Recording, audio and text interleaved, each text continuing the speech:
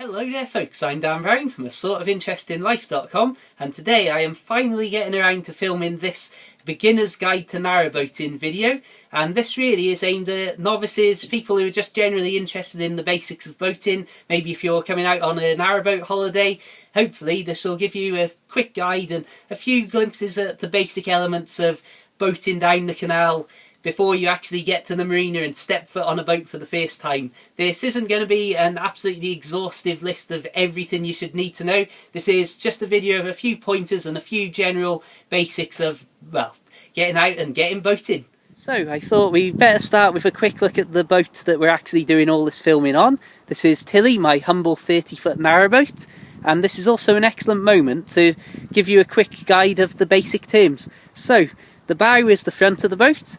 Looking down to the back is obviously the stern, as I'm sure you're aware. Port side is the left side and starboard is the right side. Port and starboard you're far less likely to hear mentioned, but bow and stern are commonly used along the canal. Stepping onto the deck here, I can show you that we've got the tiller on the back, which is what you use to steer the boat. Always remember that if you point the tiller in this direction, the boat is going to head that way, and similarly, if it's pointing over there, the boat's going to go in that direction. We've also got the throttle here. These might be different shapes and different setups, but the principle's basically the same. Forwards is forwards, backwards is backwards. And one thing that you should also consider, when you are putting it into reverse, because there's no water being pushed over the rudder, there's going to be very little, well, basically no steering. Some boats may be nice and fancy and have bow thrusters to move you around at the front there, but just remember, as soon as you go into reverse, your ability to steer is incredibly limited. When it comes to actually travelling down the canal, the term slowly but surely definitely rings true here. The speed limit for a lot of the network is 4 miles an hour, so that's very, very slow indeed. But what have you got to rush for, especially if you're heading out on somewhere like this on the Llangollen Canal? What scenery to slowly amble through. Back on track though, if you think that 4 miles an hour may be slow, then I should also warn you that there are some areas that are marked either on maps or signposted as even slower. Some places that I've been have been 2 mile an hour speed limits, so as long as you've got all the time in the world to enjoy places like this, it's all good. So what happens if you need to pass another boat?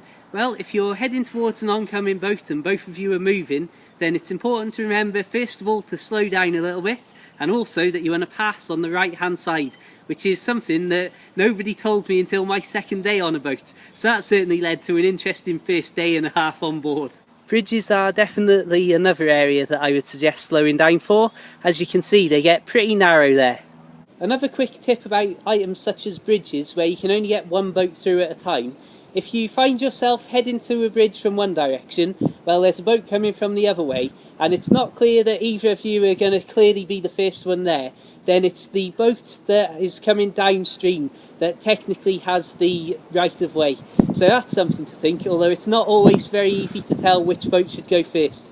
But I'm sure that with a nice pleasant smile and a nod, everything will be fine. I'd just like to interrupt myself for a second and take a moment to talk about locks to you. I will dedicate a proper separate video to locks on their own because they definitely deserve it. I'll say when it comes to lock working, you definitely want to take a lot of care, take your time, there's no need to rush, just being safe is far more important than getting through a lock quickly, so I'm sure you'll agree. There's definitely the potential for terrible things to happen, but if you're taking your time and you know what you're doing, then there's no need to worry. I've got a video posted on how I personally work a lock when I'm on my own, which I'll post a link in the description. That'll give you a few basic safety tips and generally show you how the lock mechanism works and how to successfully pass through one. As I say, I'll give you a proper lock video when I've got a couple of other people on board with me, so I can give you the general overview of how it works when you've got more than one of you on board. So what about passing a moored up narrowboat? Well, you're definitely going to want to slow down so you don't end up rocking the people out of bed or spilling their drinks, whatever time of day it is.